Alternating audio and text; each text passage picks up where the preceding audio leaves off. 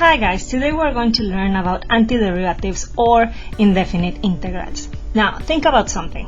If you were given f prime of x equals 5x squared and asked what function f of x had this derivative, what would you say? So the natural way of thinking about this is the reverse process that we do when we take derivative. So how can we end up with a 5x squared here? So the answer here is going to be 5 divided by 3 x power 3, because when I take the derivative of that, what do you have? You have 15 over 3x squared, right? And this is going to be equal to what? 5x squared. Do you see it? Okay, so what we're going to do today, we're going to learn this process and you're going to see that it's pretty simple. Okay, f of x in this equation, the one that we have here, is called the antiderivative. Okay, antiderivative, okay, of the function f prime of x. Okay, the symbol, as you can see, it looks like a very style s. G of x dx is the antiderivative, okay, of g, the function g, okay, on an interval. Here they don't tell you the interval, okay, so that's why we call it indefinite integrals, okay, because we don't have the interval, okay. We're going to see it later, okay. The term indefinite integral,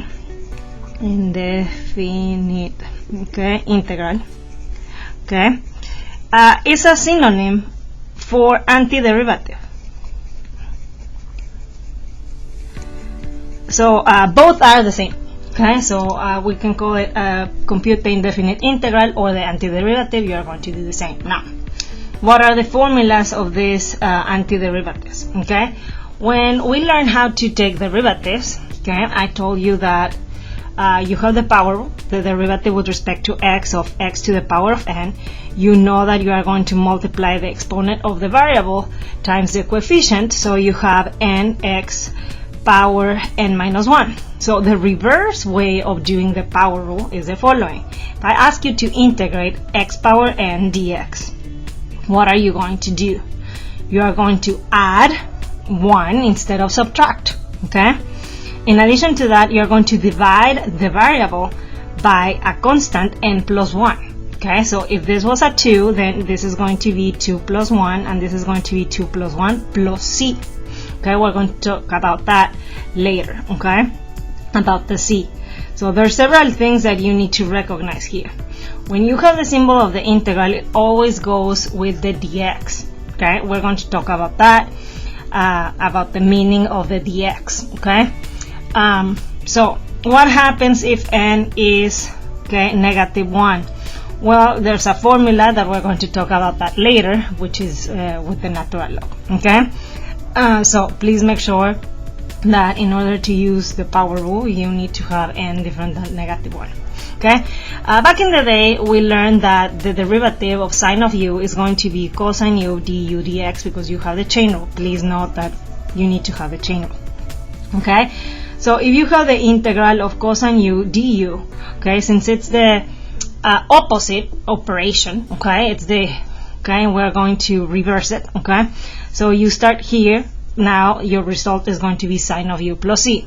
Similarly, you know that the derivative of cosine of u is going to be equal to negative sine of u du dx.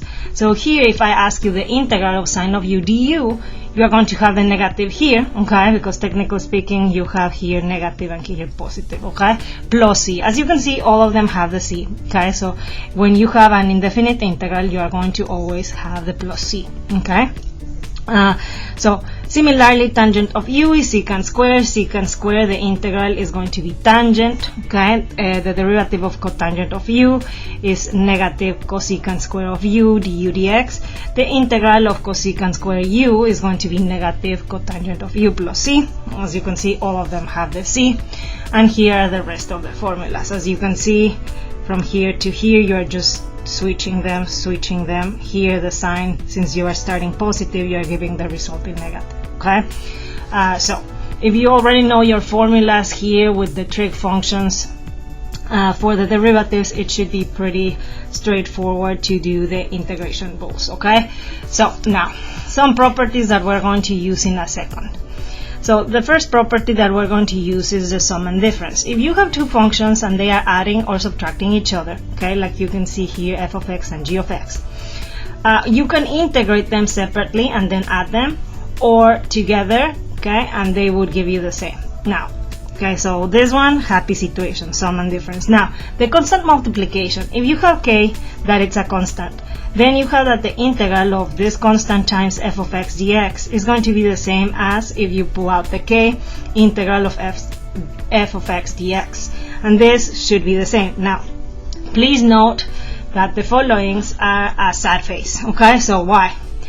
The integral of f of x times g of x is not, okay, it's not equal, okay, so I'm going to put here a huge sad face, okay, it's not equal to the multiplication. That is not true. It's not going to happen. We're going to learn integration by parts later in the road, okay? So, no, this is not happening, okay? Now, here, the quotient, integral of f of x divided by g of x dx is not equal to this. It's not, okay? So, it's not going to happen. Please don't even try it, okay? If you put that on the test or something like that, immediately you are going to lose all the points, okay? Because they don't make any sense. Those properties, they do not exist, okay? So let's do some examples so you can see that it's pretty simple. Now over here we have the integral of 3x squared minus 5x plus 4 dx. Okay, so you can see that we have the parentheses here, meaning the dx is affecting every single term of this expression. So what we can do, and since this is the first time that we are doing, I can apply all the properties of the integrals, okay? So I have that it's the integral of 3x dx, then you have that minus integral of 5x dx, plus integral of 4 dx, okay? So what are you going to do here? Here we're going to do the power rule, okay? So what are you going to do here? Well, you have that this is going to be what? 3, okay? So x, 2 plus 1 is 3 divided by 3, okay? And yes, you can simplify that, but I'm going to do it in a second. This one, you have the minus 5x, 1 plus 1 is 2, so you have that. And then this one, you're going to tell me what's the business with that one? We don't have a variable. Well, now it's going to appear because technically speaking, you have x to the power of 0, so you have that. Okay, and then you have the plus c. Okay, technically speaking, you can leave it like that, but we are going to simplify it. Okay, so it looks nice and pretty. Okay, so you have this equation. Okay, and this is going to be your integral. Isn't that beautiful? Okay, that is your indefinite integral. Okay, so now you're going to tell me, so what happens if we have a situation like this where we have two expressions multiplying each other? So since we talked about this on the previous page, okay, there is not a product rule nor quotient rule. So what are you going to do here? You're going to FOIL it, okay? So if we FOIL it, you know that this is going to be, what's going to be that? 2x squared. Then the middles, you'll know that it's going to be negative x, and the other one is going to be positive 6x, so it's going to be positive 5x. Okay, I'm just adding them in my head. Negative 1 times 3 is going to be negative 3 dx. Okay, so you have the situation. Now, what are you going to do? You can immediately integrate, okay? So you don't need to have this middle step. I'm going to do the middle step just by by default, because this is one of our first examples, but you can skip the step, okay? I'm just doing it so you understand here the business, okay? So 3 dx, okay? So what are we going to do here? Here you have that it's going to be 2x power 3 divided by 3, okay? Then you have plus 5x power 2 divided by 2, okay? And last but not least, you have negative 3x plus c. Please do not forget the c, okay? Very important. Can you simplify any of these terms? No. So we leave it like that. Isn't that nice? Okay, now you're going to tell me, how about if we have a situation like this? If you have a situation like this, you need to use properties of exponents, okay? So you need to remember that this x, square root of x is x to the power of 1/2, okay? So what are you going to do here? Technically speaking, what you have, okay? You have x squared divided by this, minus 2 divided by this, plus 7 divided by this. Do you agree with that? And we have parentheses dx. Okay, now what are you going to do here? Well, you have the same variable, so you are going to combine, okay, exponents, okay? So what do you have here? You have the integral. The first one is x to the power of 3/2 because this is negative, okay, because it's in the denominator, okay? So after that, and we can put it dx alone, minus, and you can put it like this too, okay? And then what happens with this one is x to the power of 1/2 dx plus 7 integral, and this one is x to the power of negative 1/2 because it's in the denominator. Do you see it? Okay, so you can see it here, here, and here. Okay, now what are we going to do again? You're going to apply the power rule. Beautiful. Oh, but they are fractions, they are numbers, so you know that you can add 1 to that exponent. Okay, so what's the business here? You have that the first one is going to be what? Okay, this one that we have over here is x to the power of what's that? 5/2 divided by 5/2. Okay, then what do you have here? 2. Okay, x power of that's going to be what? 3/2 divided by what's that? 3/2. Okay, plus 7, and this is going to be x power, and you know that negative 1/2 plus 1 is going to be 1/2, so this is going to be divided by 1/2 plus c. Okay, obviously the fractions here, they don't look very pretty. You can leave it like that, right? There's nothing stopping you. Okay, but I'm just going to reorganize this so it looks pretty for you. Okay, so you have that it's going to be 2x power 5/2, and then you have the 5 here, minus 4 divided by 3, and this is going to be x power 3/2. Okay, then you have that that's going to be plus 14 because that 2 goes multiplying the 7, and then you have 1/2 plus c. Whether you leave it as a fractional exponent or radicals, it's up to you. Okay, if they don't tell you anything, you can leave it like that. Otherwise, you can do the radicals, and that's fine. Okay, so let's look at the next example. Okay, the next example tells you something a little bit crazy that we haven't talked about, but I'm going to show you that it's not that crazy. Okay, so solve the differential equation. Please note something: f prime of x is equal to 6x squared, and then we have that f of 1, original f of 1 is negative 3. And you're going to tell me what in the world they are asking for. They are asking for this: find f of x. Okay, that's what they are asking. Okay, so if they are asking to find f of x, what we know is that we need to integrate this situation. Why? If we integrate the derivative, we must have something that looks like the original. Okay, and we're going to talk about that next class. Okay, about the fundamental theorem of calculus. Okay, so we're going to integrate this guy. So ask yourself, can we find the integral of 6x squared dx? Absolutely. You know that you can put the 6 there, x power 3, okay? Then you have divided by 3 plus c, okay? And that's going to be your beautiful situation, okay? So now we can simplify it, okay? So you have that it's 2x cubed plus 3 plus c, excuse me. And this is going to be, technically speaking, your f of x. But you're going to tell me, hey, that f of x is a little bit ugly. Okay? Why it's ugly? What's the business with this c? C is a constant. And now it's going to make more sense for you. You're going to tell me how in the world we can find the value. We cannot find the value of c every single time, but when we have more information like here, we can. So what we know, okay, is that you have an initial condition. You have that f of 1 is equal to negative 3. Therefore, what this is telling you is that if you replace the x for the 1 in your equation here, let's do it, okay, cubed plus c. C doesn't have f of x's. This must give you negative 3. So this gives you a beautiful equation, okay? What's this equation that you have over here? Nothing more than 2 plus c is equal to negative 3. Ask yourself, can you solve this? Of course you can. Okay? You know that c is going to be equal to negative 5. Therefore, what do you have here? We have our beautiful f of x. So guess what? In this situation, since we have more information, we even found the value of c. Isn't this beautiful? So that's your f of x. Okay, let's try it again so you can see that it's very user-friendly. Now you're going to tell me, hey, now that I was understanding, you are giving me the second derivative here. Yeah, the second derivative of x is equal to cosine x. Then I'm going to give you more information. Look at this. The derivative, the first derivative evaluated at 0 is equal to 3, and the original evaluated at 0 is equal to -2. So how in the world we're going to work this problem? Well, if we already have derivatives, integrate. Okay, so integrate, okay, cosine x dx.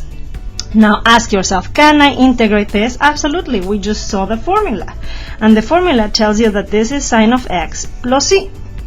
There's no way that we can simplify it. And then you're going to tell me, well, following this idea, okay, this guy that we have over here, it doesn't seem that it's f of x, it's f prime of x. Okay, this is something that looks like prime of x. Do you agree with that? Now, what are you going to do? I'm going to use the information about prime. So what are we going to do here? Well, you are going to replace the x for 0. So can you find sine of 0? Absolutely, that's 0. Plus c is equal to what was equal to 3. Okay, so you have that this c, and I'm going to call it c1 because we're going to have several c's, is going to be equal to what? 3, because this goes to 0. Okay, so c1 is equal to 3. Okay, so we have that. Okay, therefore what do you have? Okay, I'm going to put it here. So you have f prime of x, okay, is going to be equal to what? Sine of x plus 3. Now you're going to tell me, well, when they tell you to solve the differential equation, they always ask to find f of x. Oh, but we're halfway through. Now we have that this is f prime of x. So what are you going to do to find original? You're going to integrate. Okay, so we're going to integrate sine of x plus 3 dx. Can you integrate that? Yes. The integral of sine of x, you know that it's negative cosine. The integral of positive 3, you know that it's positive 3x plus c. Do you agree with that? Now, you know that this guy is almost f of x, but we're missing something again, okay? And I'm going to call it c2, okay? Because these c's, they are not the same value. They are just constants. That's why we call them c. Now you're going to tell me, well, I need information about f of x, and guess what? We do have information about f of x. What you need to do here is you are going to replace your x for the 0 again, so you have negative cosine of 0 plus 3 times 0, right? Plus c2 should be equal to -2. Why -2? Because that's the initial value that we have. Okay, so what are you going to do now? Okay, what we have here is the following. You have that this is going to be what's cosine of 0. You know that cosine of 0 is 1, so you have 1 plus c2 is equal to -2. Therefore you pass, okay, and this is negative because I have the negative here, sorry about that. Okay, so if it's negative, you pass it positive, so you have that c2 is going to be equal to -1. Okay, therefore what do you have here? Thus your beautiful f of x in this situation is going to be equal to negative cosine x plus 3x minus 1, and that's pretty much what we have for this problem. Isn't that beautiful?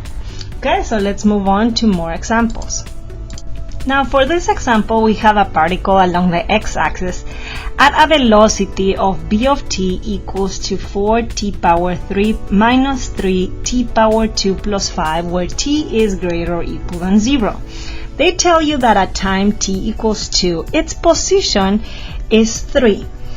Okay, so this is giving you some information. Let's see the questions. Find the acceleration function. You know that the acceleration, if this is velocity, you know that the acceleration function is equal to the derivative of velocity. Are we okay with that? So how can we find the derivative of this beautiful cubic expression? You know that this is going to be what?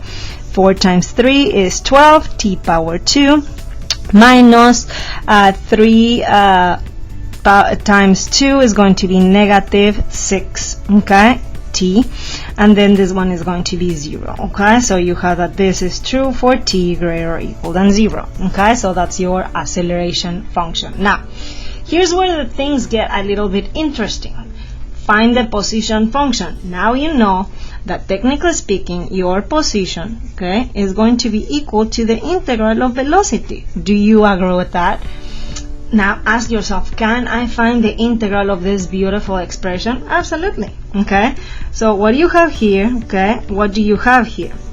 I have that the integral of 4t power 3 minus 3t power 2 plus 5 dt. Please note that here the d, I'm using t, that's the variable, so the dt is present. Okay, so what are you going to do here? Now you know that it's going to be equal to 4, okay, t power 4 divided by 4 minus 3 t power 3 divided by 3 plus 5t. Okay, and then you have your beautiful c. Okay, of course you can simplify it, you can immediately simplify, you can skip that step, don't worry about that. Okay, so we have t power 4 minus t power 3 plus 5t plus c, and this apparently this is the best shot to have x of t, but you're going to tell me, hey, we don't have an initial condition. Let's read. Okay, the expression at time t equals 2, its position is 3. So what this is telling you that x of 2, okay, is equal to 3. So what are you going to replace the t for? 2. Okay, so what do you have here? We know, okay, that 2 to the power of 4 minus 2 to the power of 3 plus 5 times 2 plus c, this should be equal to 3. Okay, so you have that this is 16, what's that? 8. This is 10. C equals 3. So what are we going to do? Add the like terms. What do you have here? We have that this is going to be 18 plus c is equal to 3. Okay, we pass the 18 negative to the other side, so you have that c is equal to negative 15. Okay, so therefore what do you have here? You have that your position, okay, is going to be equal to t power 4, okay, from here, minus t power 3 plus 5t minus 15, okay, for t that is greater or equal than 0. Okay, and that's what you have here. Isn't that nice? So if you have any questions, write them in the comments, and I hope that you find this video helpful. Bye.